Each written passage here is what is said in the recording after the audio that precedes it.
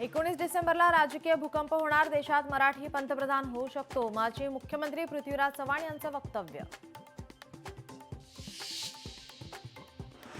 अध्यक्ष आणि सभापतींकडे बोट दाखवून विरोधी पक्षनेते पद देणं टाळू नये, माजी मुख्यमंत्री पृथ्वीराज चव्हाण यांची विरोधी पक्षनेते पदावरून मुख्यमंत्री फडणवीस यांच्यावर टीका. नागपुरात आज संघाच्या बौद्धिकाला फडणवीस आणि शिंदेंसह मंत्री आणि आमदार उपस्थित, तर अजित पवारांच्या राष्ट्रवादीचे आमदार आणि मंत्र्यांची अनुपस्थिती. रोहित पवारांविरोधातील अवमान प्रकरणी अहवाल सादर करण्यास मुदतवाढ, मंत्री जयकुमार गोरे यांनी बदनामी करणाऱ्या युट्यूबर विरोधातील अहवालासह पुढील अधिवेशनापर्यंत मुदतवाढ.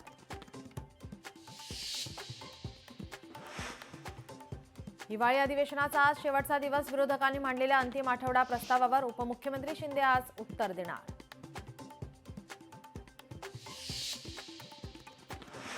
मराठी शाळांच्या अस्तित्वाबाबत आज परिषदेत आंदोलनाची पुढची दिशा ठरवण्यात येणार, ठरवून मराठी शाळा बंद पाडल्याचा आरोप. आमचं कसं एक घाव दोन तुकडे, उद्धव ठाकरे एकत्र आल्यास परिणाम दिसेल, अंबादास दानवेंचं वक्तव्य. ॲडव्होकेट मंगेश असाणेंच्या गाडीवर हल्ला, बीड माजलगावमध्ये अज्ञात दुचाकीस्वाराकडून गाडीवर दगडफेक, हल्ल्याप्रकरणी धारूर पोलीस ठाण्यात गुन्हा दाखल, दुचाकीस्वाराचा पोलिसांकडून शोध सुरू. सोलापुरातील 103 वर्षाचा ऐतिहासिक पूल आज पाडणार, वाहन चालकांना पर्यायी मार्ग वापरण्याचं आवाहन. नवी मुंबई विमानतळ 10 दिवसात होणार सुरू, मुंबई विमानतळाच्या तुलनेत नवी मुंबई विमानतळाचे तिकिटांचे दर अधिक.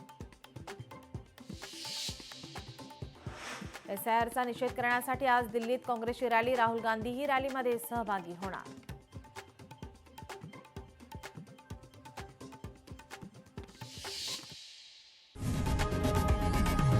लोकशाही मराठी ऐका, पहा, जागरूक रहा.